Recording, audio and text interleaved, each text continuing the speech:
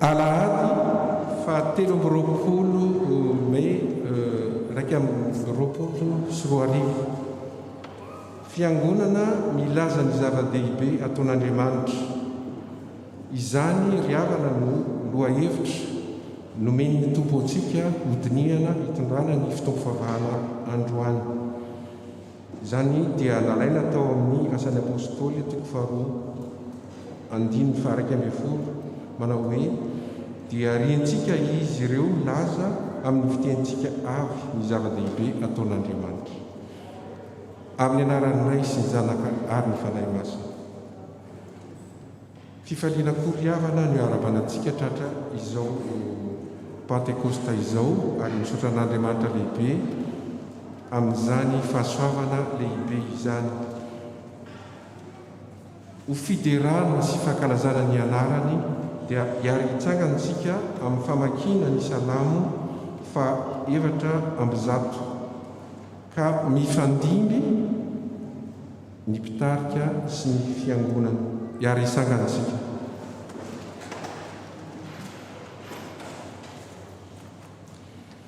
Endre tia maron'ny asanao tompo tamin'ny paindrena no nanaovanao azy rehetra.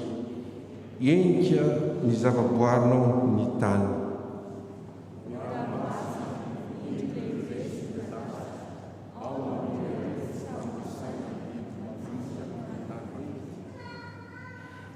Alefanao ny fanahinao dia ary indray ireo ka miavao ny zavatra rehetra eto ambonin'ny tany.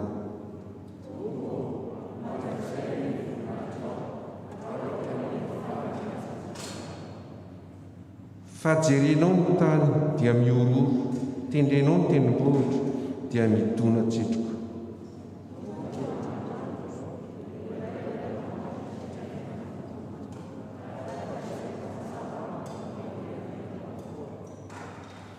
Tompo ho sitrakao aneny tononkalo fa noho ny aminao ny faliko.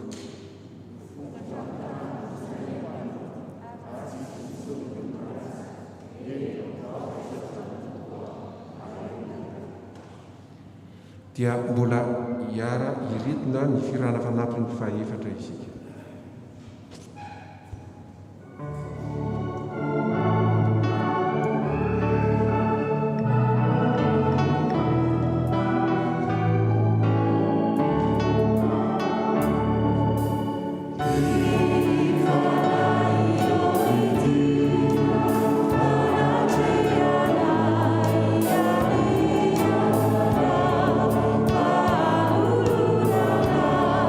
Viva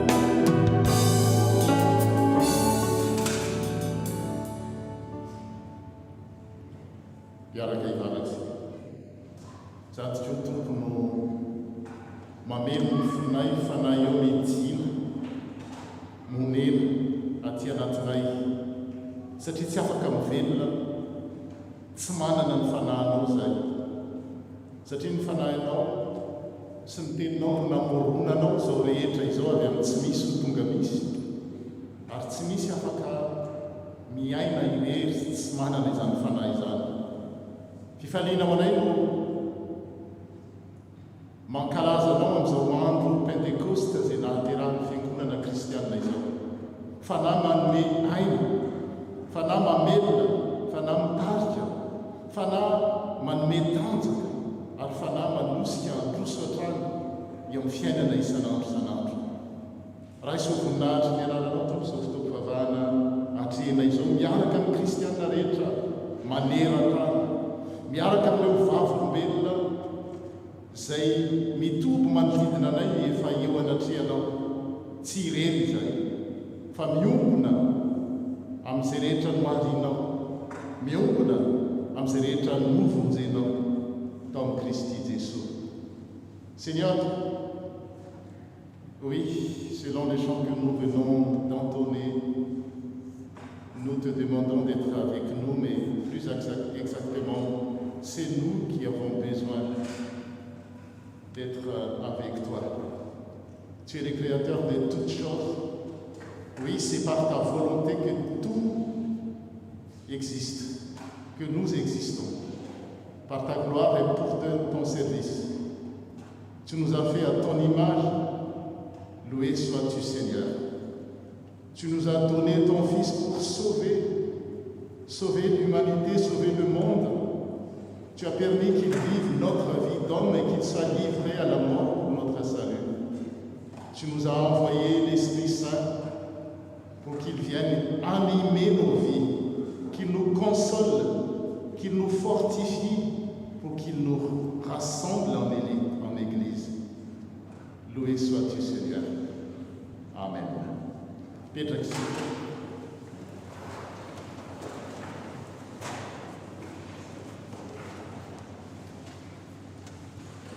Riavana araka ny voahevitra izay efa anaty fiantenam-piandohana dia fiangonana milaza ny zava-dehibe izay ataon'Andriamanitra no lohahevitra mpanjenitsika anio zao andro pentekosta izao. Mandehantsika andreny sitrapon'Andriamanitra. Nous allons écouter ensemble quel est le conseil de Dieu. Asa mampalahelo ny fanahy masina ianareo fa ny fanahy masina no tombo-kase mahatonga anareo ny fananan'Andriamanitra mba ho tody amin'ny andro hanavotana tanteraka anareo. Aoka ianareo tsy ho mpanao mandolopolo, aoka ianareo tsy ho vinitra,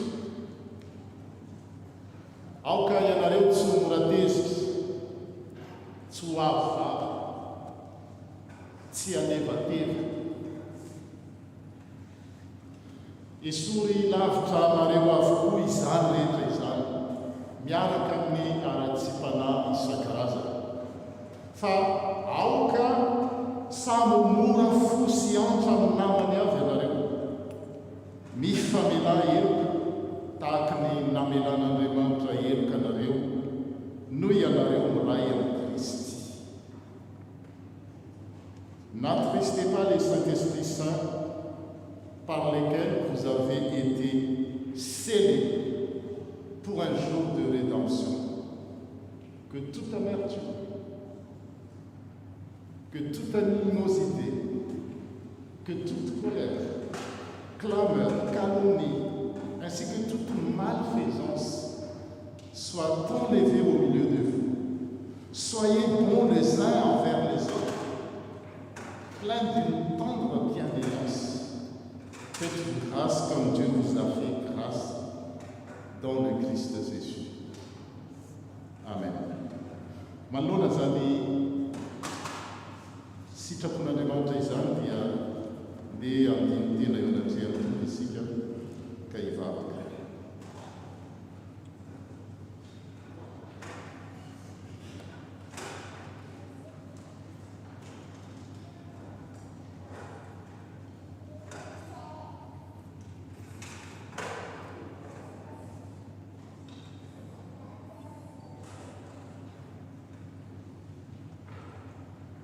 tompo rahanandray zany sitraponao zany zay dia voalohany indrindra faly satria mampatsiahnay ianao fa vita tombo-kase tamin'ny alalan'ny fanahinao masina izahay tsirairay avy izay novonjenao amin'ny Kristy Jesosy lasa fanananao manokana izay propriété privée nefa malahelo koa zay tompo satria tsy nampiasa izany fahafahana tsy nampiasa izany tombony izany izono amin'ny mahazanaka izany zay amin'ny mahafanananao manokana anay izany fa nanao nitondra ny fiainanay tamin'ny zavatra tsy tokony natao.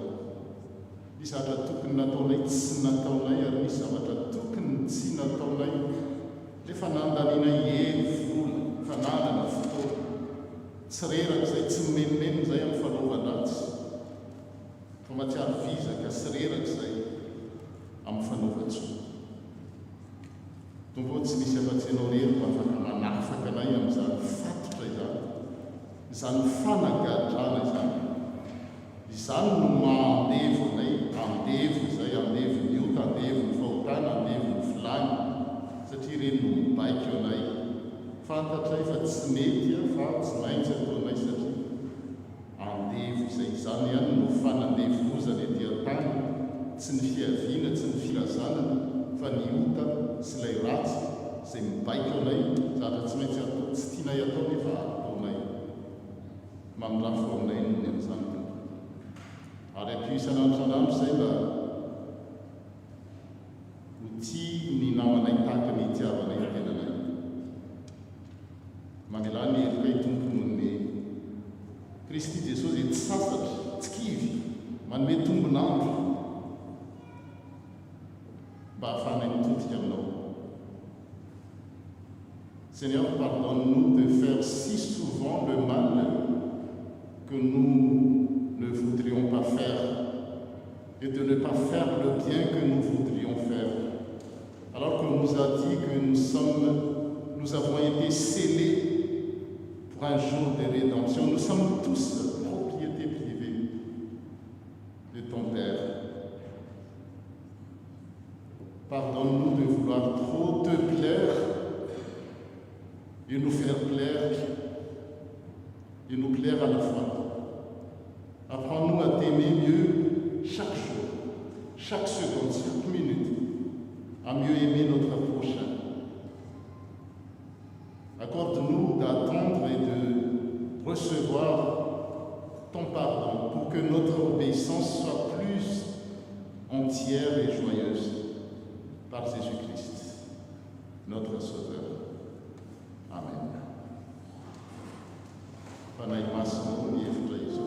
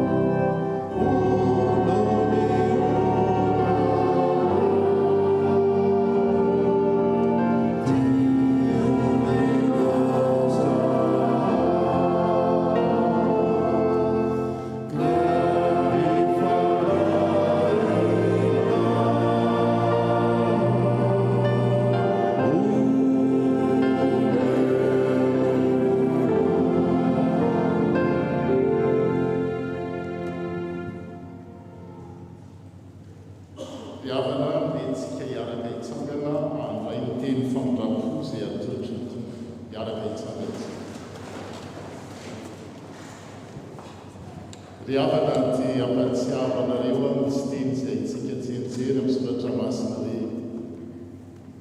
manana hevitra hiverana anareo dia hevitra tonga fiadanana fa tsy loza.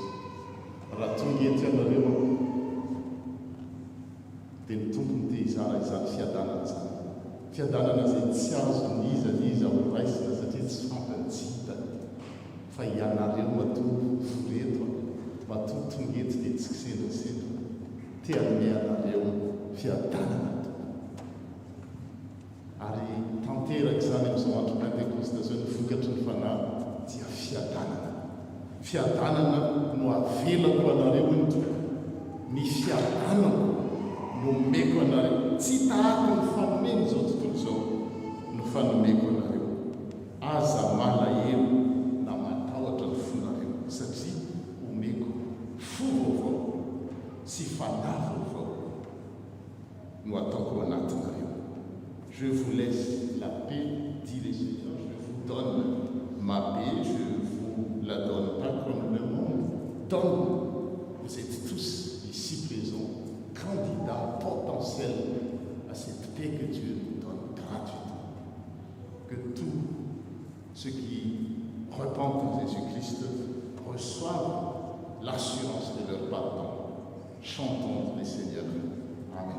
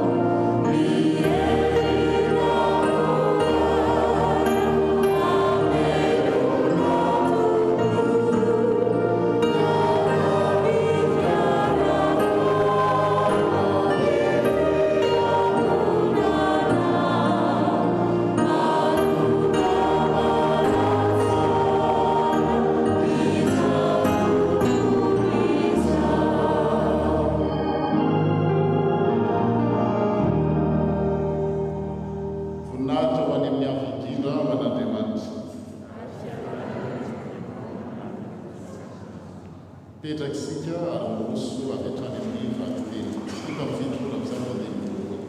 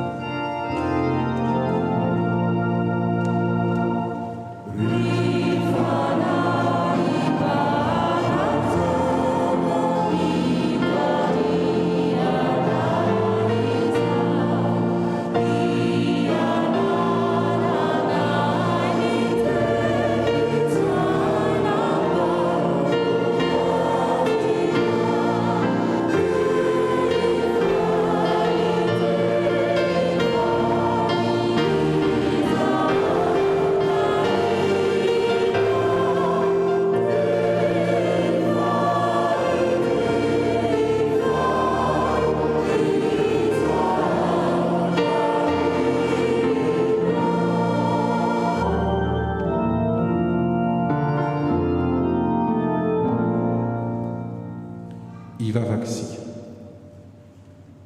Tompo, renao izany hira novetestinay izany, misaotra anao zahay, te hifaly izay hiaraka aminao, indrindra amin'izao andro pentekosta izao. Ny teninao dia teny fiainana, koa mangataka ny fanahy masinao izay hirotsaka ao anatinay tsirairay avy. Hirotsaka eto amin'ny toerana ity ary hitantana anay ka raha hialy eto izahay dia hovoky ny teninao ary hiainy izany amin'ny fiainanay rehetra.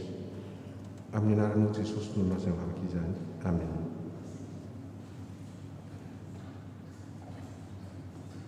Tenin'Andriamanitra izay honotsika riavana dia voasoratra amin'ny asan'ny apôstôly, toko 2:2 ka hatramin'ny 1:20.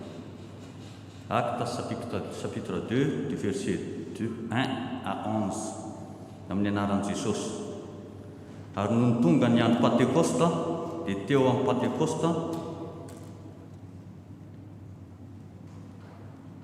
dia teo amin'ny fitoerany iray izy rehetra, ary nisy feo tonga tapoka avy tany an-danitra toy ny rivotra mahery mifofofofo ka nanenika ilay trano niangonana, ary nisy lela maro mitarenafo niseho taminy, izay nizarazara ary nipetraka tamin'izy rehetra isan'olona izany.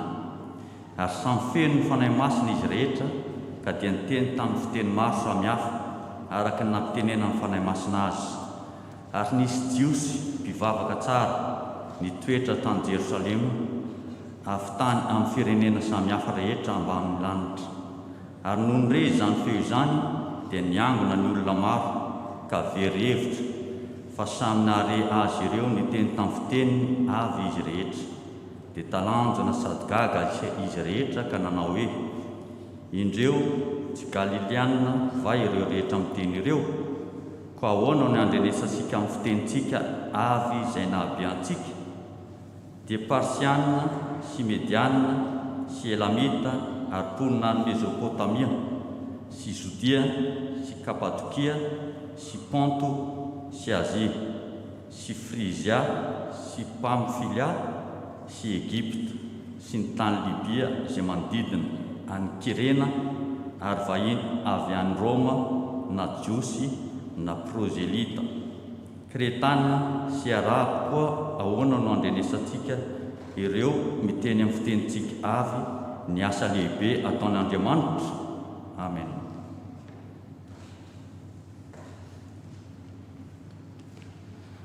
Hotoizantsika mivaky teny ao amin'ny Galatiana toko 5 andininy 1 ka hatramin'ny 5.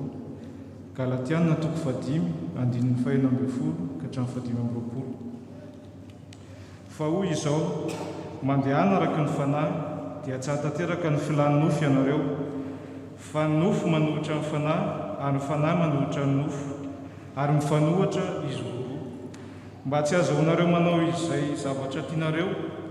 Fa raha tariany fanahy ianareo dia tsy mba ambany lalàna. Fa miariary ny asan'ny nofo dia izao: fitsangatsangana, fahalotona, fijejojejoana, fanompotsampy, fanaovana ody ratsy, fandrafiana, fifandirana, adilahy, fiafinafonana, fifampiandaniana, fisarahana, fitokoana, fialonana, fahamamona, filalaovan-dratsy ary ny toy izany, izay lazaiko aminareo raha teo tahaka ny voalazako fahiny koa, fa izay manao izany dia tsy handova ny fanjakan'Andriamanitra. Fa ny vokatry ny fanahy kosa dia fitiavana, fifaliana, fiadanana, faharipo, fahamoram-panahy, fanaovan-tsoa, fahamarinana, fahalemem-panahy, fahononam-po. Tsy misy lalàna manohitra izany. Fa izay ihany Kristy Jesosy dia efa nanombo ny nofony mba ny faniriany sy ny filany tamin'ny hazo fijaliana. Fa raha velon'ny fanahy isika dia aoka andeha araka ny fanahy. Amen. Toizantsika hatrany vaky teny araka izay voasoratra. Fa raha tonga ny mpananatra izay irahako aminareo avy amin'ray dia ny fanahiny fahamarinana izay mivoaka avy amin'ray, dia izy no vavolombelona anambara. Ary ianareo koa dia ho vavolombelona anambara satria ianareo dia efa teto amiko hatramin'ny voalohany. Mbola manana zavatra maro lazaina aminareo nefa tsy zakanareo izany ankehitriny. Fa rehefa tonga ny fanahiny fahamarinana dia izy no hitaro-dalana anareo amin'ny marina rehetra, fa tsy hiteny avy amin'ny fahefantenany izy, fa izay horeny dia ho lazainy avokoa. Ary ny zavatra ho avy aza dia mariny aminareo. Izy ankalaza ahy fa handray avy amin'ny ahy izy ka hanambara izany aminareo. Izay rehetra ananany ray dia ahy avokoa. Fa izany no nilazany fa mandray avy amin'ny ahy izy ka manambara izany aminareo. Isaorana ny tompony no filazantsara.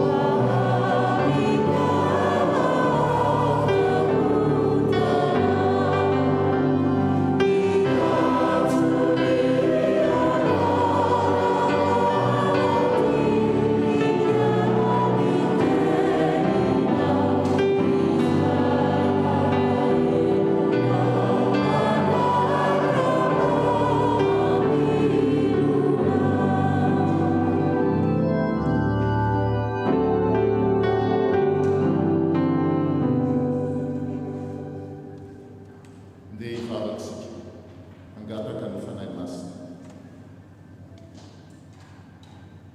Tompo araka ny teny izay nivakina taminay teo dia nampana teny ianao fa raha tonga ny mpananatra, raha tonga ny fanahy masina, ilay fanahy ny fahamarinana dia izy ny tari-dalana anay mamarina rehetra.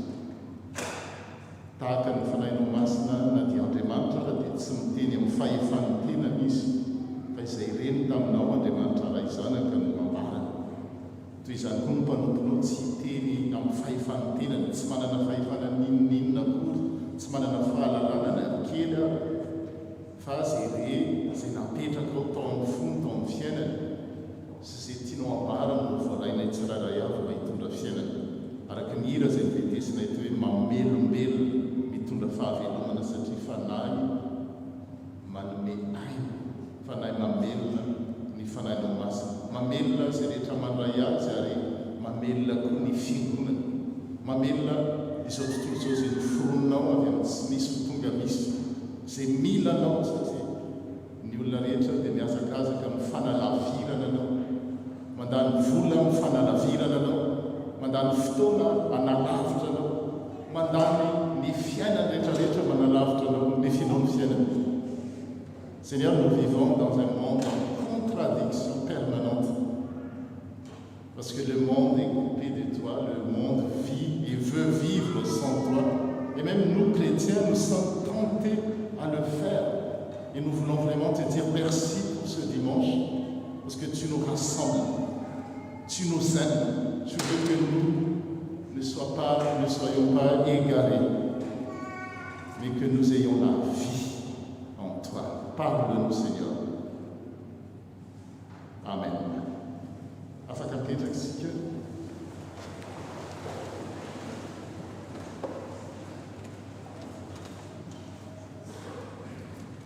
Noho ny tonga ny andro Pentekosta, na Pentekosta, dia tafangona teo amin'ny efitrano iray mpino rehetra.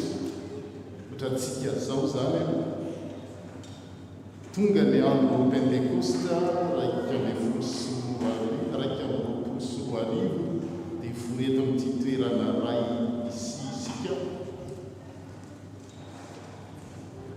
Tamin'ny Pentekosta voalohany dia misy feo avy tany an-danitra, tonga tapoka tahaka ny rivo mahery, mifofofofo ka nanemika ny trano toerana.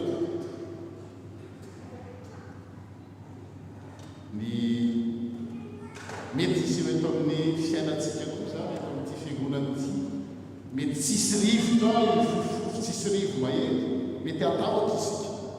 Fa zavatra azon'Andriamanitra atao dia anemika ity trano misy antsika ity, ary tsy ity trano ity ihany fa ny fiainantsika ny fanahy masina.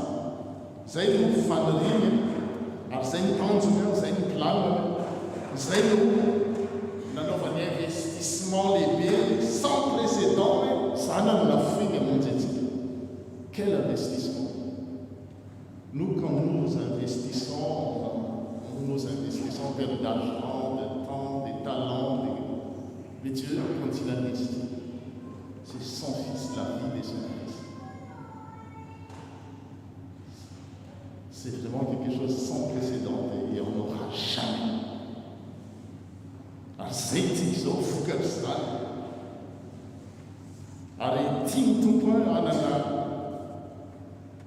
izy avy ny fiainantsika isaky mankalaza n'Andriamanitra amin'ny Pentekostika dia tena atsapo hoe misy zava-dehibe ataon'Andriamanitra ary tiantsika hiova ny fiainantsika satria mety mpianatra voalohany reto leur vie a été bousculée.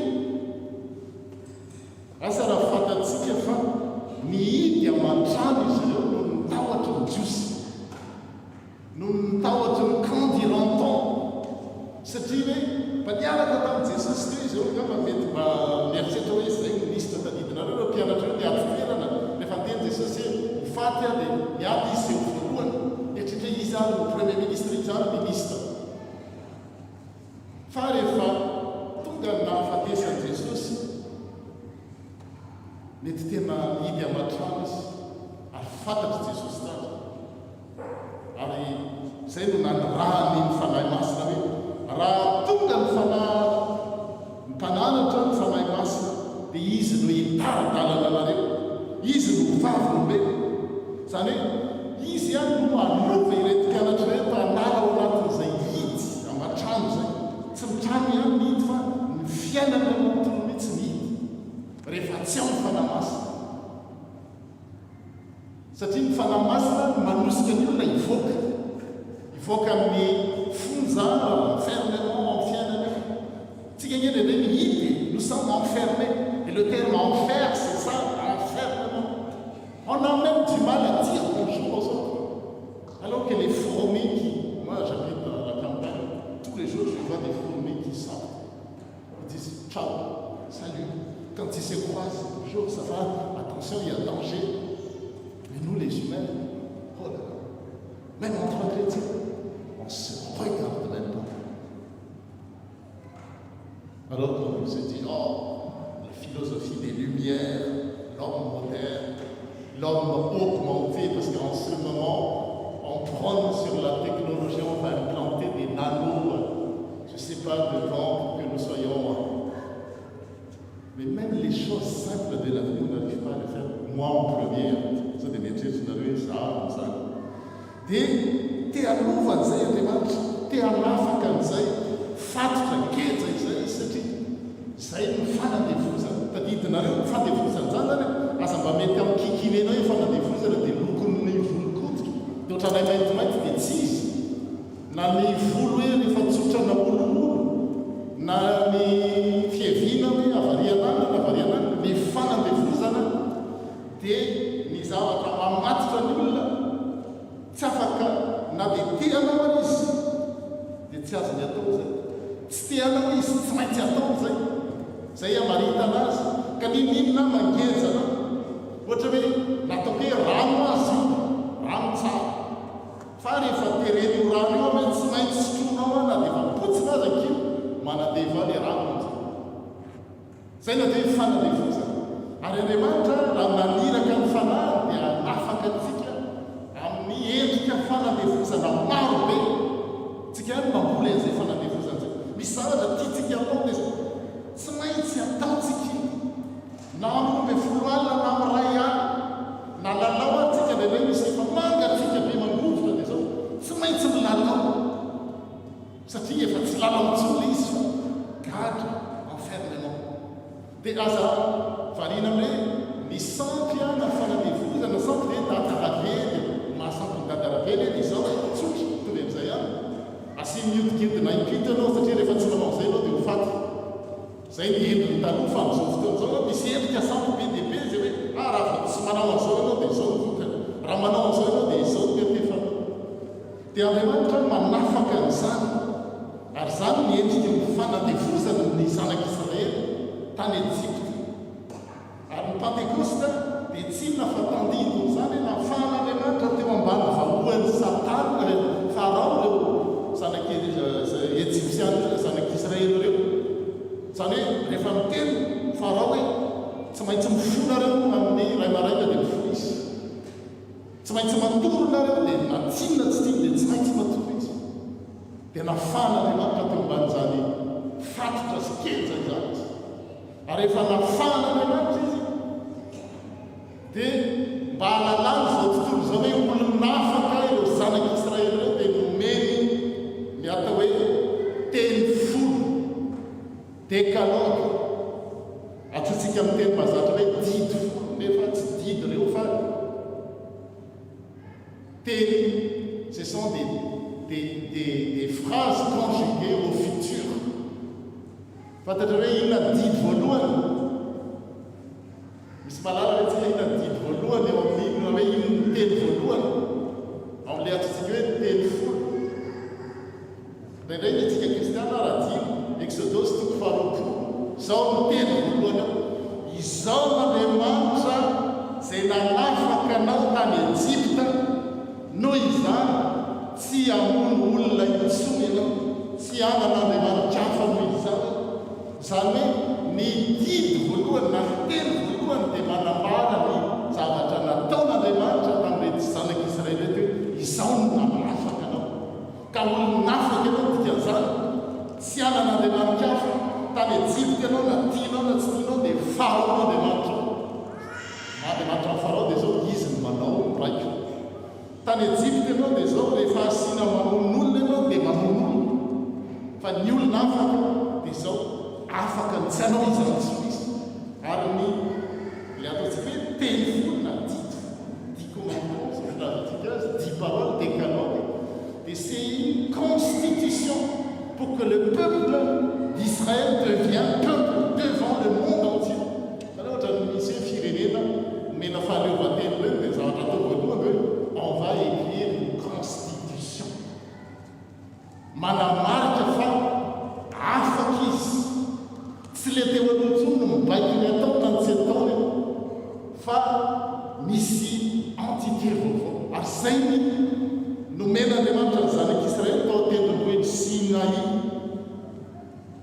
ary ny zavatra mahagaga tao ariana ny tsanganan'i Jesosy Kristy 10 andro taty ariana taty amin'ny Pasika kristiana dia nomena ny fanahy masina tena hoe 10 andro mitovy amin'ny nanomezana ny telofolo tany any tendrombohitra Sinaï no nanomezana Andriamanitra koa ny fanahy masina manamarika fa zay rehetra nandray fanahy masina io dia olonafaka izy olonafaka ary zay no mahatonga andreo hitantsika eo amin'ireo fitantarana reo dia zao hoe no ny andro Pentekosta dia marobe ny olona tonga tany avy amin'ny firenen-kafa zanakam-pielezana avy tamin'ny firenen samihafa ambany lanitra zay tafatoetra tao Jerosalema dia vao nanomboka ilay feo dia nirotrotra nanatona ny besomary sady sanganena fatratra satria nandrelokino nampiasa ny fiteny manokana mahazatra azy ny mpiainy tsiraray avy talanjona sy gaga izy rehetra sady vaky fa hoe fa tsy avy amin'ny Galilea avokoa ve ireo miteny ireo ka ahoana no andrenesantsika tsiraray avy ny fiteny manokana na be atsika misy amintsika zay voreka avy amin'ny Partia, Média, Elama ary misy koa avy amin'ny Mésopotamie, misy koa avy amin'ny Juda, misy koa ny Cappadocia, Ponto, Asie, Phrygie, Pamphylie, avy any Egypte, Sirena, Libye ary misy mpivahiny avy any Roma, ao ny jiosy samihafa firenena mpanaraka amin'ny fivavahana jiosy, mbola misy koa avy any Kreta sy avy any Arabia kanefa dia rentsika izy ireo milaza ny fitenintsika avy ny zava-dehibe nataon'Andriamanitra mitory fahafahana zany reo le firenena zay ny fanrafy ny fanaratsy ny fanentsika reo zay voafatotra tamin'ny andro Pentekosta dia nampelon'Andriamanitra vaovao marifaly. Ils ont entendu de leurs oreilles par leur langue maternelle les merveilles de Dieu. Zany hoe isika olombelona tia no nifatotra zay mahazo antsika dia tsy mahay miaino ny feon'Andriamanitra raha tsy ao ny fanahy masina. Raha tsarontsika ny tantarany Adamo, raha tafasaraka tamin'Andriamanitra izy dia Andriamanitra nitady azy hoe aiza hoe ianao Adamo hafa ny fanenosany Adamo an'izay natahotra izy dia niely zany hoe ho an'ny olona zany izy maty izy tsy mandray ny ten'Andriamanitra dia satria tsy ao ny fanahy masina. Le fanahy masina ihany no karazana décodeur mahatonga ny zavatra tenenin'Andriamanitra ho tsara ary na miteny zay tohina ety ary nizaniza miteny dia zao amin'ny olona anankiroa samihafa mety hoe manindrona azy fa amin'ny olona zay mandray mena fanahy masina dia misy misaotra anao Andriamanitra nohony amin'izany teny zany ary vavolombelony zany reto firenena maro reto jereny raha mijery amin'ny androny voalaza hoe misy Kretana tsy ngaiko anankiray fa tenento tany amin'ny tany zany Kretana zany na hoe Crète amin'izao izy fitenana fitsangatsangana Crète kan Crète zany mbola tsy tany fa teo any fa tianao tenena amin'ny Crète dia zao ao amin'ny Tito titosy moa tokana azosika vakina anankitely fotsiny izy amin'ny dininy faharoambe folo dia izao filaza azy hoe misy crétoa anankiray izay vernisy samy crétoa ho posony vava zany hoe poète ny tiany tenenina amin'io hoe misy poète malaza ao amin'ny Grèce tamin'izany fotoan'izany eritreretinareo hoe posony vavan'Andriamanitra nefa nilaza hoe zao ny fahitany samy crétoana ihany mpandaika marina kariva ny crétoana biby masika eo anakotsy kambetena isan'ny créta ihany mpandaika marina kariva mitoma zany fitenazy mitoma kambetena zany kambetena zany dia zao rehefa naona izy le mijery famataranandro mafiry zay sakafo rehefa voky izy dia manontany fandrina dia ohatr' zany ny crétana fa zao ary zay no mananana azy no miasa ny fanamasa dia le mpandainga mandikariva zay no mamatotra azy ny olona mandainga reny dia tsy zay fa voafatotra fa no miasa ny fanamasa dia lasa nahay mitory ny zava-mahagaga ataon'Andriamanitra ary alohan'ny hitoriany zava-mahagaga an'Andriamanitra dia nahay miero ny zavatra nataon'Andriamanitra izy asa mahitory raha tsy mahero sy miaina ary reto crétana reto ohatra tsika tahaka ny zanak'Israely tany Egypte voafatotra enchaîné enfermé esclave de leur désir, de leur, je ne sais pas comment dire ça, mais seul le Saint-Esprit, libérateur, c'est-à-dire en tout cas, dia izy no mitardana anafana zany hoe tsika zany hoe minina eritreretintsika betsaka ny endriky mifatotra io ny fiainany tsirairay mifatotra ny fitokantrano en fiangonana amin'ny fiarahamonina fa nivaovao mafana amin'izao pentecoste ary zay no mahatonga ny kristiana fiangonana kristianina voalohany mahatonga roapolo zany dia zao no miery ny fanahy masina dia zavatra angatahana antsika dia zao manaiky hidirana zany fanahy masina izany dia fanahy masina mantsety dia ny anomarany azy zay no teneko tany amin'ny voalohany tany hoe amin'le fatongavana fanahy masina dia mety tsisy rivotra ifofofo eto na tsisy afo tarehanafo misy eo eto fa amintsika ilay izy dia tandidona na image zany hoe ny rivotra mitsoka dia ny anjarantsika dia manokatra ny varavaran'ny fiainantsika na varavarankely ny fiainantsika mba hitsofany zany rivotra izany ao amin'ny fiainantsika hoe misy tsika moa zay efa miditra amin'ny andro mafana taminay hiver reny amin'ny toerana misy anay dia misy ny atao hoe amandrona humidité lobolobo dia le rivotry ny fanahy masina sokafantsika ny varavarakely ny ankatan'Andriamanitra amintsika dia sokafo ny varavarany fonao ny varavarakelinao hidiran'ilay rivotry ny fanahy masina analan'ilay lobolobo le humidité le any amin'ny efitrefitra any lay misy zavatra tsika malalazy tena mbola misy humidité zay le rivotry ny fanahy masina tinao lazaina dia lazainety hoe afo tena afo zavana sy afana resaka tena hoe vitsika mainy fampiarana mainy fampijery aminazy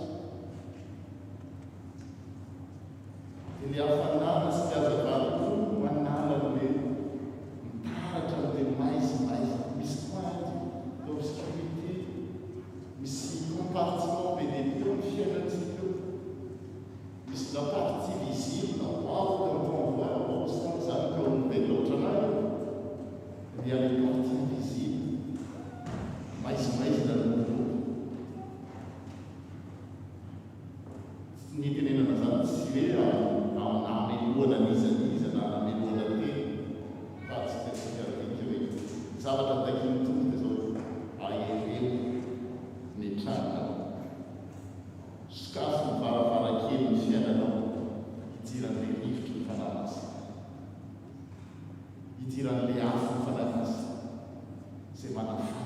mpanazana ary izay no mahatonga antsika afaka ilaza le atsara satria miditra tao fiainantsika izy afaka midentsika tena niala le lobolobo tao fiainana niala le humidité niala le maïzy niala le fankala hitanareo tamin'le vakiteny vakina teo namaky azy aza manahira rehefa tsy tsoka ao amin'ny fiainan'ny olona le fanahymasina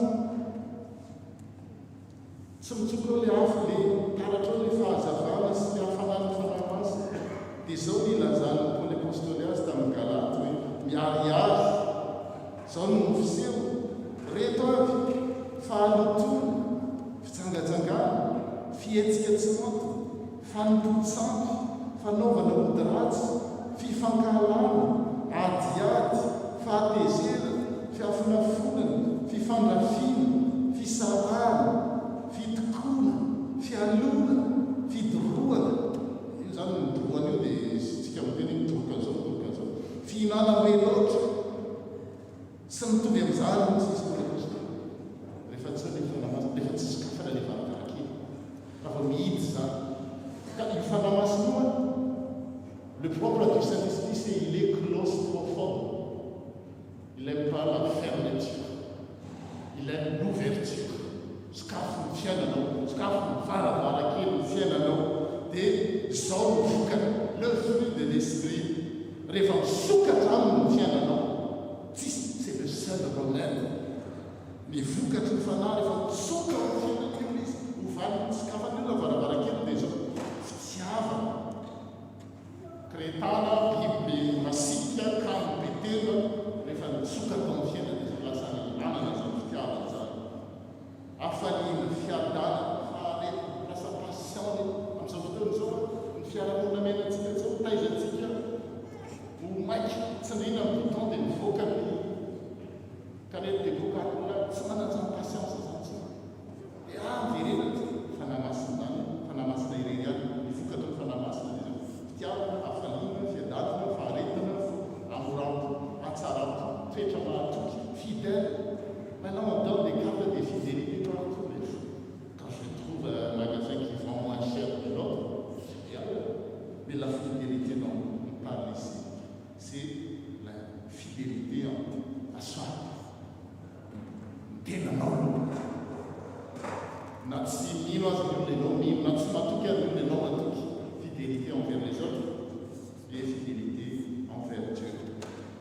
Vokatry ny fanahymasina dia izao alemem-panahy famononam-po afaka miteny izy hoe azonareo atao daholo ny zavatra rehetrarehetra zany hoe famononam-po maîtrise de soi ho any olona tsy manana fanahymasina zao misy atra tia atao dia tsy maintsy ataonona izy afana izy atsirany fa ny olona manana fanahymasina manana tempérance manana maîtrise de soi mety manafinana ihany na ny tenenako ny tsy teneniko na dia azo koa aza no teny azy je suis libre mais ma liberté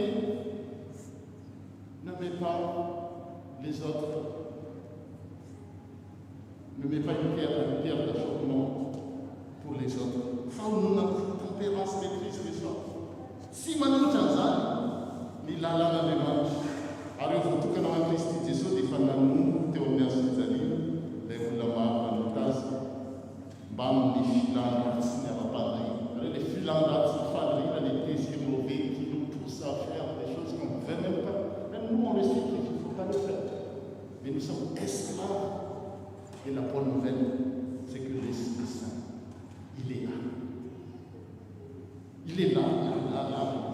Mais ce qu'il attend de nous, c'est qu'on ouvre grandement la porte de notre cœur. Amen.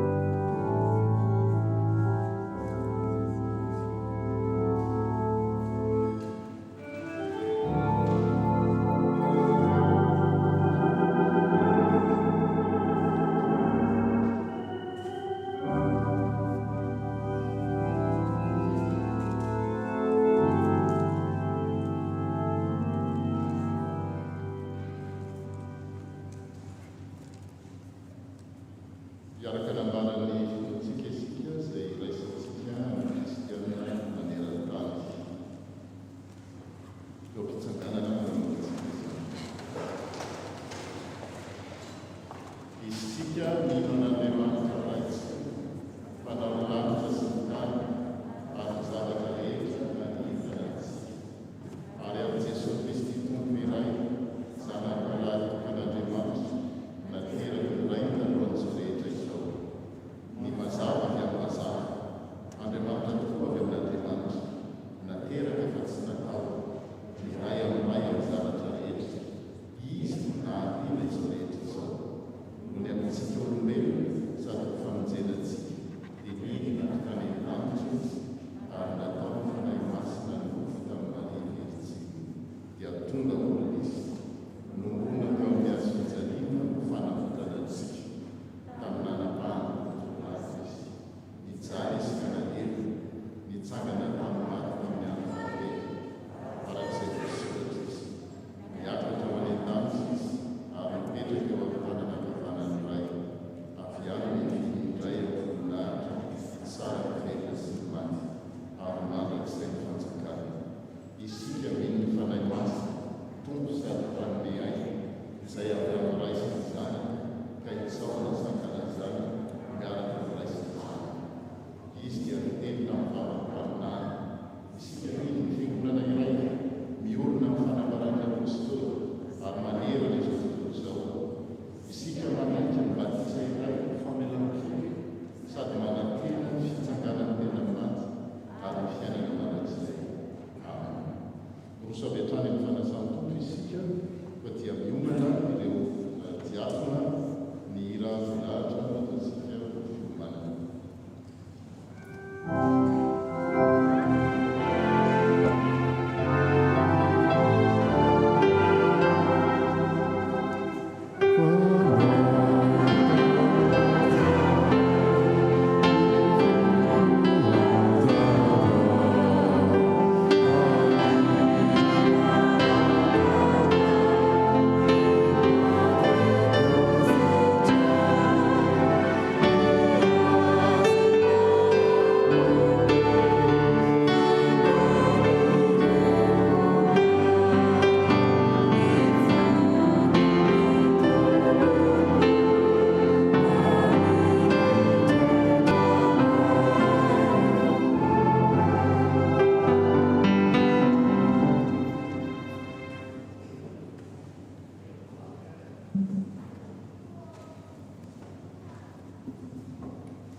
Ry havana mivelatra manoloana ny fanasan'ny tompo izay manambara amin'ny endrika hita maso, ilay fahasoavana tsy hita maso.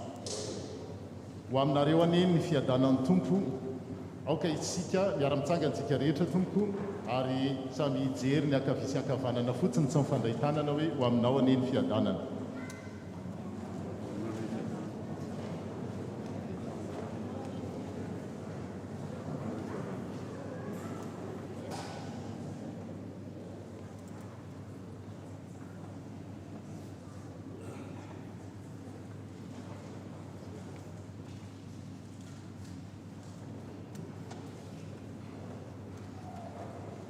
Asan-drato ny fonareo eo amin'ny tompo.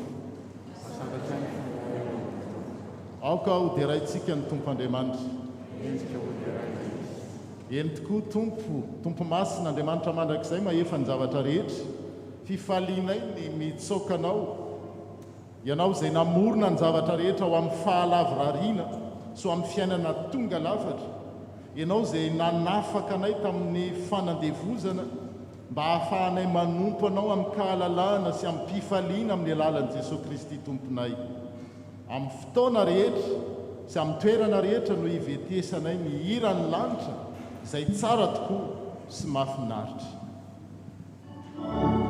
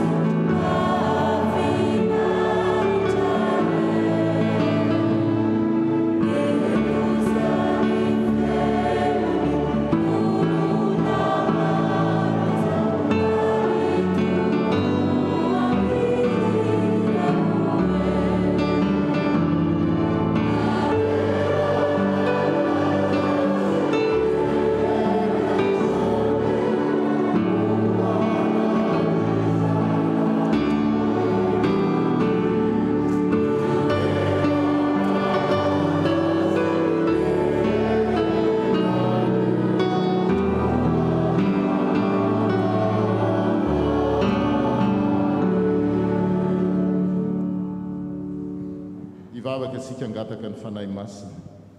Ry tompo raina eny an-danitra, mba hampombay ny fanahinao masina ka hiasa aminay mba hatsiarovanay ho tafaray marina tokoa amin'ny tena sy ny ran'i Jesosy Kristy tomponay eto ampandraisana ny mofo sy ny kapoaka. Amin'ny alalany sy miaraka aminy ary ao aminy dia ho anao Andriamanitra raitsi-to ao amin'ny firaisana amin'ny fanahy masina ny laza sy ny voninahitra rehetra ho mandrakizay mandrakizay. Amen. Diavana ho zarain'ireo diakona ny tena sy ny ran'i Kristy. Mandritra izany dia ho atao ny hira 420 rehefa mandalo ireo diakona dia mba angatahanytsika mba tsy hira mba hisoroana n'izay mety ho pitidrora miseho na dia misy masika aza isika. Mba hiangaviana izay mpandray fanasan'ny tompo any ambony mba hidina ety ambany mba ahaingana an'ilay satria ny fotoana voafetra ihany. Pour ceux qui sont communiants, qui veulent communier, nous vous invitons de descendre juste en bas derrière pour que le service soit le plus rapide possible, le serein possible. 420. Amen.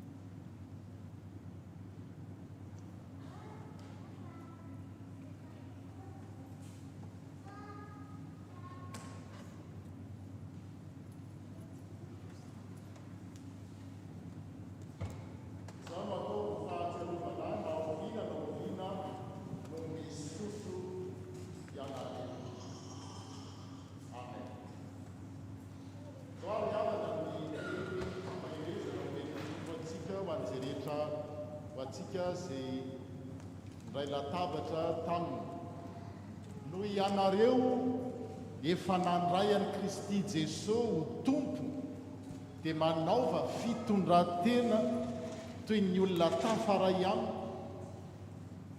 Aoka azo vahatra sy orona ao amin'i Kristy ianareo, aoka hiamafy hatrany ny finoanareo arak'izay efa nampianarina anareo, ary aoka ho feno fisaorana an'Andriamanitra isan'andro ianareo amin'ny zavatra rehetra. Mandehana amin'ny fiadanan'ny Tompo. Amen. Maminy foko ry Jesosy no anangonana ny kapoaka sy anomezantsika fanatitra ny sitrapo an'Andriamanitra.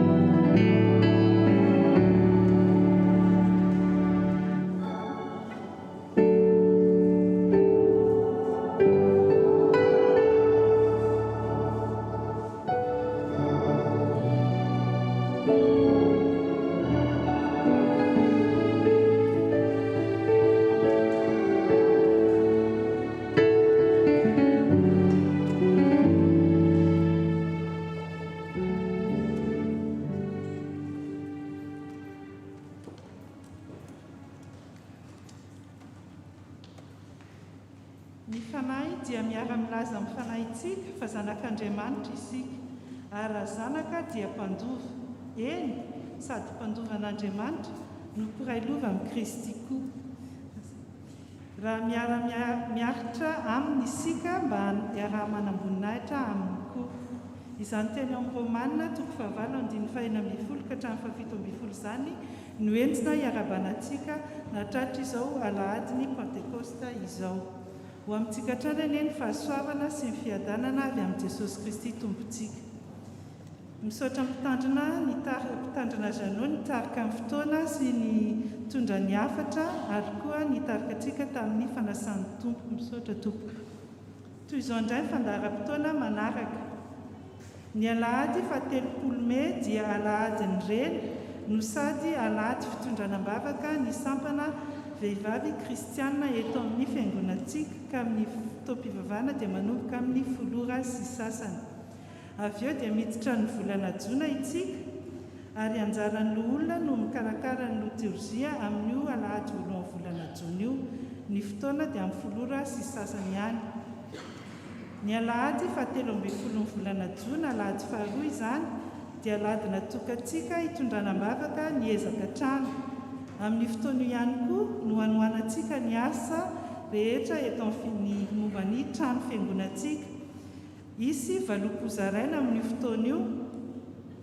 Mariana moa fa ny amin'ny volana jolay isika no mandoha ny ilay 7700 € izay tokony alohany amin'ny diocèse, ka dia manentana antsika amin'izany ary aoka isika hiomana sy hitondram-bavaka izany fotoan-dehibe izany.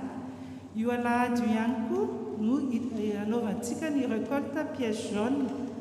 Fantatsika moa fa averina kely ihany fa ny atombohantsika nanomboka tamin'ny fahazahoana ny trano dia piège jaune ny angatsika, ka dia raha misy piège jaune koa any amintsika dia azo entintsika amin'ny fotoana io.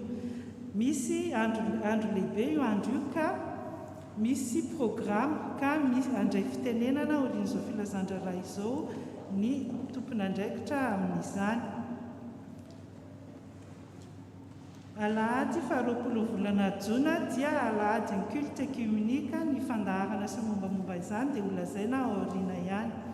Ny fanajana ireo fepetra momba ny Covid-19 dia mitoetrano ny fisoratana anarana, ny fitondrana ny masika ary ny fanadiovana ny tanana etsy ampidirana ary koa ny carré familial. Dia misaotra tompoko ny fampitana ny fanompoam-pivavahana amin'ny Facebook sy ny Zoom dia mitoetrano. Ny fianarana soratra masina dia isaky ny zoma hariva amin'ny 7 alina amin'ny alalan'ny Zoom, izay hanetanana antsika rehetra satria zava-dehibe tokoa izany tenin'Andriamanitra izany. Ny fotoam-pifoazana dia isaky ny asabotsy maraina amin'ny 7 ora maraina amin'ny 7 ora sasa maraina eto am-piangonana. Ny sekoly alahady sy ny katekomena dia isaky ny alahady amin'ny 7 ora maraina. Ny groupe diakona ASB no mamarana ny asa amin'ity volana May ity. Ny sampana vehivavy kristiana no miandraikitra amin'ny fanadiovana fiangonana amin'ny asabotsy sy alahady izao. Vaovao avy amin'ny sampana SVK. Mitadiava ny Jehovah dia mbola hita izy, miantsoa ny anarany dia mbola akaiky izy. Isaia 50:1. Fampatsahivana zavatra roa izay anasana antsika rehetra, mpiangona rehetra sy ny sampana rehetra sy ny namana. Asabotsy 27 volana May dia levée de fonds ny sampana SVK galant évangélique izany, ka anasana antsika rehetra vente tsakitsaky sy vente de panier repas sur commande hatramin'ny 15 volana May. Ary alaina ny sabotsy 17 volana May izany, ka afaka manantona ny bureau-ny SVK izay maniry te hisoratra anarana sy hanohana ny sampana SVK amin'izany. Avy eo ny alahady 30 May fitondranam-bavaka ny SVK sy fankalazana ny fetin'ireny. Satria mitondram-bavaka ny fotoana dia tongava maro voninahitra ilay tompontsika ny bureau SVK. Sampana STK. Aux STK, à tous les jeunes de l'Église, nous vous sollicitons pour une après-midi de détente entre jeunes. Ce dimanche 6 juin, après le culte. Que tu sois STK ou non, tu es convié et tu peux même inviter tes amis à venir. Nous partagerons un repas tous ensemble et nous discuterons du projet Chanu de notre Église. Nous reviendrons vers vous plus tard pour plus d'infos supplémentaires, le bureau STK. Banque alimentaire, amsukatatrano ny banque alimentaire, ka afaka miantony bureau na manantona ny diakona izay maniry anohana izany alimentaire izany, banque alimentaire izany, na ihany koa raha ho andreo izay mila izany dia afaka monsieur servir atsy amin'ny salle de catéchumène misy armoire zay ao dia ao ny banque alimentaire atsika. Ny angaviana fotsiny dia samy anoratra ny zavatra ilaina mba ahafahana manao ny inventaire ny zavatra tsy ampy. Filazana manjo. Mampandray antsika fa i Ramatoa Randriamanantsoa Olga dia namono rahavaviny. itompoko vavy raha miandro soa Suzette teraka Randrianalsan tamin'ny fahafito ambin'ny folo taonany 17 taonany ny 13 mai 2021 teo. Ny fandevenana dia natao tamin'ny 19 mai tany Paris. Ny fitrotronom-bavaka sy ny famangina azy dia atao ny alahady 17 volana Mei izao aorian'ny fotoam-pivavahana. Aoka samy hiomana sy hitrotrom-bavaka ny fianakaviana isika. Fiarabana teraka. Tanterahitsika androany ny fiarabana ny fianakaviana Sitraka Sioby Rakotiny Rainy nahazo ny Rakotiny Rainy Andrianjaka Albert. Famangina Pasteur Randry Mianakavy. Misaotra an'Andriamanitra lehibe isika fa vita soma tsara ny fandevenana ny Tatinoro. Misaotra antsika rehetra ihany koa na ireo izay tonga tena toerana, raha ireo izay nandany vola aman-karena ary indrindra ireo izay mitondram-bavaka azy ireo. Andriamanitra manakarepasoavana ny amaly fitiantsika rehetra. Na tratra 1140 € famangina vita fiangonana FPMA ex Marseille. Mangataka trany mba hitondram-bavaka amin'ny Pasteur Randry izay mbola tsy salama dia ho an'Andriamanitra irerany ny voninahitra. Toy izao indray ny rakitra azontsika tamin'ny alahady 16 Mai teo. Rakitra 377 €, ny ezaka trano 619 €, adidy 240 €, rakimpisaorana 50 €, LDF voalohany voaray ny 9 mai 50 €. Afatra avy amin'ny comité coordinateur des projets ezaka trano. Izy ireo dia manavao ny recensement ny fiangonantsika ny mpiangona eto amintsika ka mirenouveler ny contact mba ahafahana manao à jour ny recensement ka ho an'ireo izay efa nahazo taratasy zarena tena mpiandohany dia afaka mameno izany ary mamerina izany etsy amin'ny akay na ihany koa mamerina izany amin'ny andro izay ahafahana fa ny daty farany dia ny 30 septembre. Ny fivoahana moa izany dia etsy amin'ny fivaravarana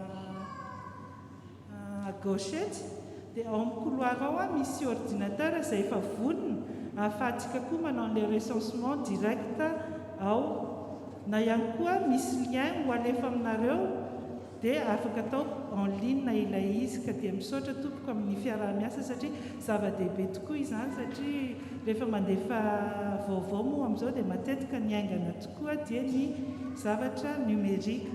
Dia izay indray ara tompoko ny vaovao eto amin'ny fiangonantsika dia andray fitenenana ny mpiandraikitra ny commission momba ny 13 juin. Misaotra tompoko.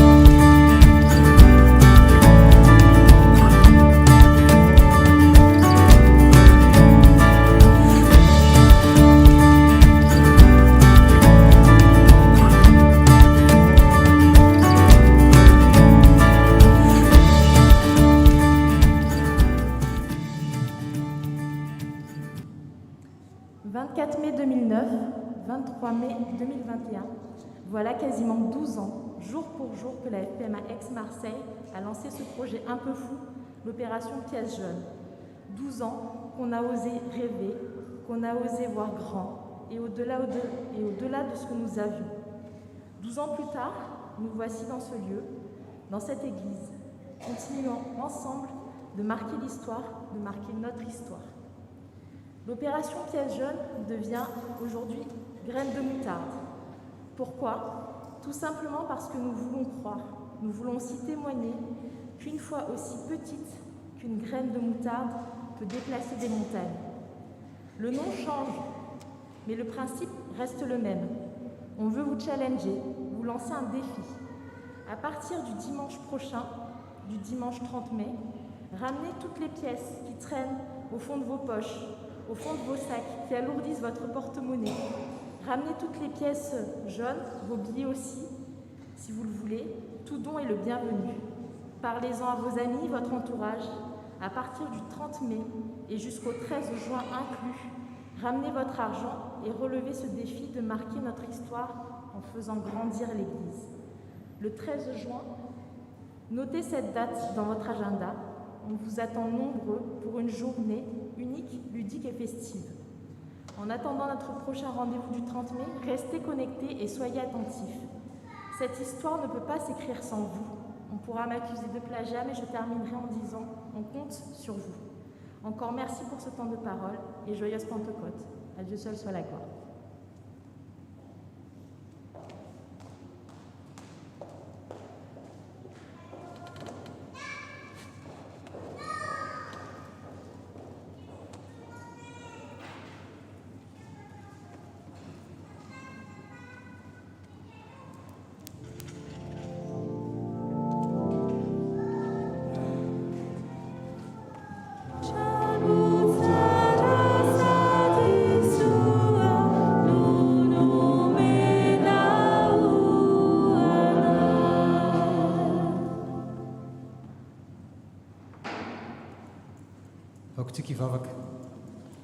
Prions.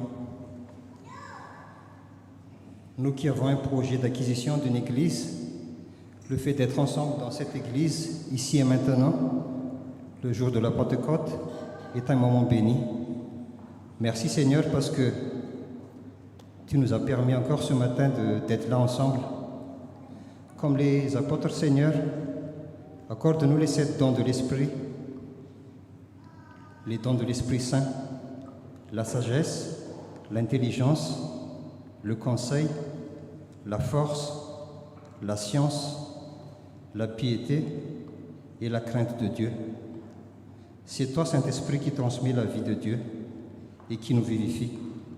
Merci encore pour ce don aujourd'hui, pour cette Pentecôte. Merci Seigneur. Amen.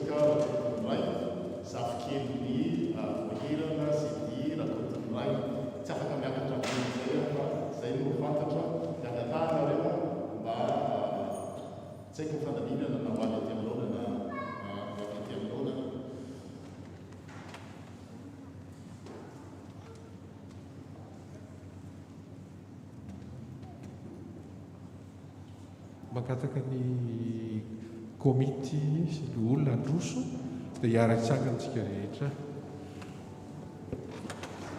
Ampalovana an'izany dia rahantsika aminao ny hira fa 20.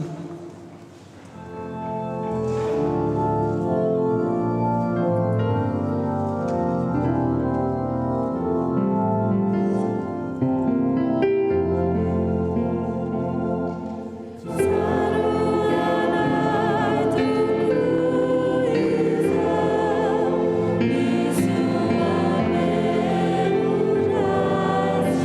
you.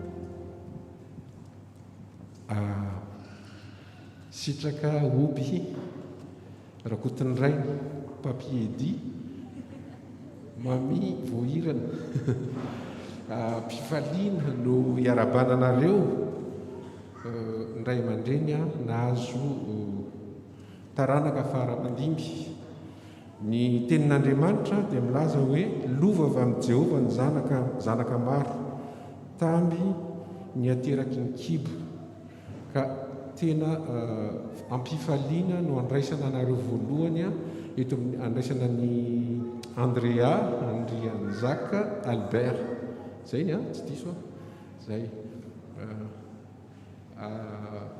ampifaliana no andraisana anareo a ary ny tompo Andriamanitra ame azy fahasalamana ary me anareo ray aman-dreny hery sy fitiavana ampitombo sy taiza izany indrindra amin'ny fampianarana azy ny zavatra rehetra rehefa lehibe izy dia rehefa sekolady sy ny zavatra rehetra amin'ny maha-kristianina atsika dia ametraka ambavaka zao fotoana zao tsika mangataka ny ray aman-dreny mpitandrina anao izany vavaksika tovoaraka zany teny zay nifakina teo zany koa dia hoe tandy avelo valisoa ny zaza teny frantsay dia c'est une récompense un patrimoine misaotra izay tompo satria menao taranaka ny fiangonana ny fianakaviana ianao nanome mangatanaiko anampy amin'ny fitaizana ny fiarahamonina miinstruire fa ny tokantrano miédike mitaiza abe olombanina na kristianina tarihan'ny fanahy masina laza ny atsaranao zany fanarianay dia tanterao amin'ny fianakaviana miositraka sy miamponana ray manontolo zany tsotranonao zany mba hitondra fifaliana trano ny fiainanay tompo sy ny fantorona ianao amen. Manaraka izany a misy araka ny fomba malagasy fomba fampitoanana teo fiangonana dia misy tsodrano ropatsa moa tsika fitentsika malagasy atolotra anareo kely dia kely a zay manao zany zay afaka manao rehetra zay te manao a dia misy anjaran'ny fiangonana dia raiso ampitiavana tompo fa kely dia kely ny fo manolotra dia be da be dia misaotra ary dia maro motaiza manaraka izany a satry ny amiana sy anotoka anareo nefa ny zava-misy a dia ho fiderantsika an'Andriamanitra sofisaorana azy ary fiderana anareo dia hitehaka amin'ny rivotrevitra be izy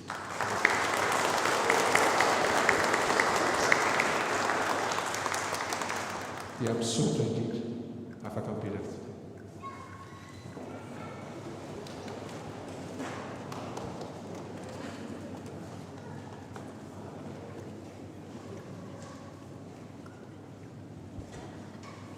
amin'ny rakisaona sika mira voalahatra no atao amin'izany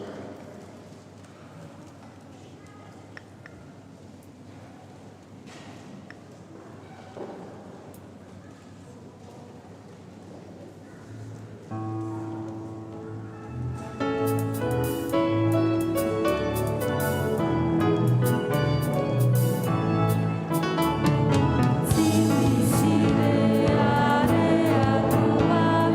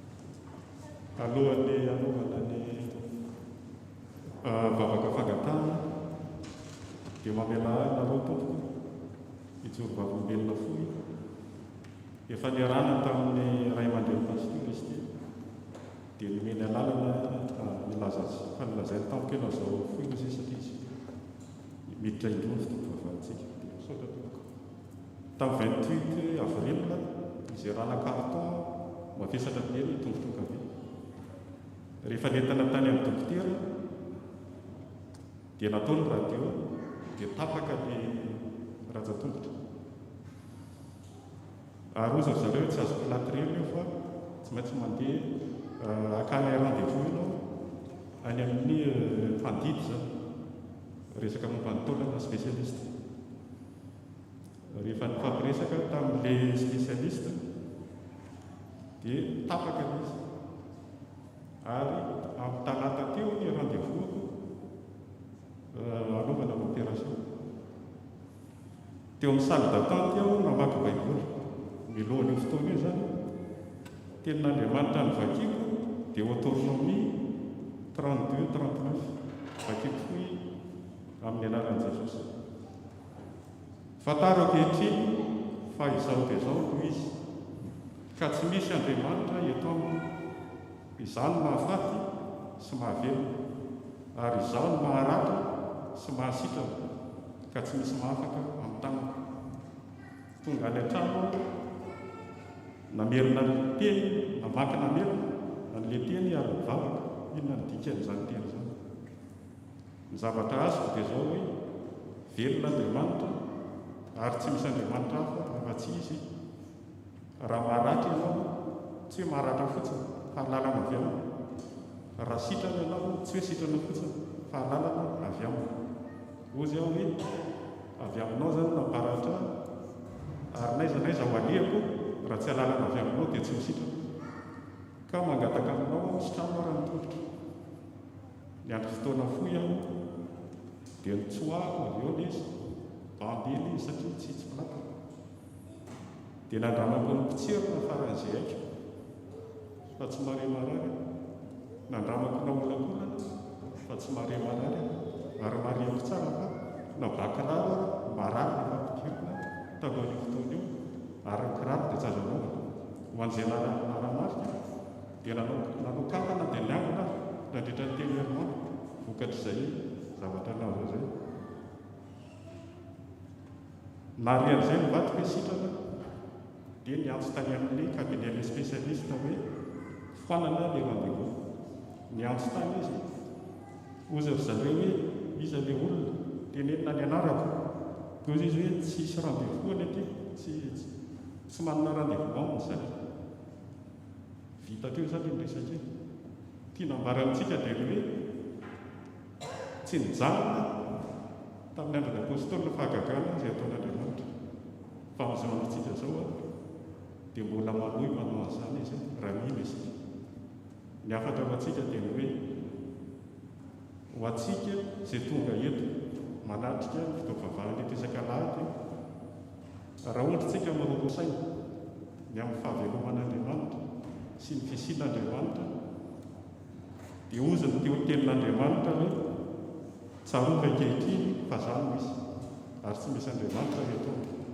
raha ohatritsika tonga eto isan-kalahatra ka marorosaina ny amin'ny olana izay no azo antsika ka hoe mbola entan'Andriamanitra ve izao fiainako izao dia hoe ny tenin'Andriamanitra hoe fataro ankehitriny fa zaho dia zao no izy ka tsy misy Andriamanitra eto raha ohatritsika tonga eto isan-kalahatra manana aretina vaky loatsika ohatra ny anaovana azy ho sitrana ve mbola hitan'Andriamanitra hoe zao aretiko zao dia ozy ny tenin'Andriamanitra hoe fataro ankehitriny fa izao dia izao no izy ka tsy misy Andriamanitra eto zao no maharatra ary zao no mahasitra voninahitra man'Andriamanitra raha izanaka amin'ny fanahy masina andramoka izao fa tsara Jehova iary vavaka saotra aloha izay Andriamanitra ray izanaka fanahy masina noho ny voninahitra lehibe izay asehonao aminay rehetra izay tonga eto na tsy manatrika eto soranay ianao ny teninao izay nambarana taminay tamin'ity marainy ity ary koa ny fanasanao anay iray latavatra aminao ety an-tany ary miray latabatra aminao any an-danitra. Tsarovy ny olona rehetra, ny tsy salama ianao nandasitrana, ny manana olana dia aseho azy fa tsy misy Andriamanitra, afa-tsy ianao ireriana. Taio ny andro amin'ny fanorenana ny fiangonana, mba ianao ny asa amin'ny fikarakarana rehetra ny voninahitra misy io. Taio ny asa rehetra atao eto amin'ity fiangonanao ity ao totosa soamantsara araka ny fitarian'ny fanenao masina. Taio ny sampana rehetra eo amin'ny fitoriana ny filazantsarana. Izany vavaka izany dia faranany hoe mivavaka nampianarinao manao hoe rainezany Andriamanitra. Masina ny anarana tombony ny fanjakana, tombony asitrana, dia tamtakana ny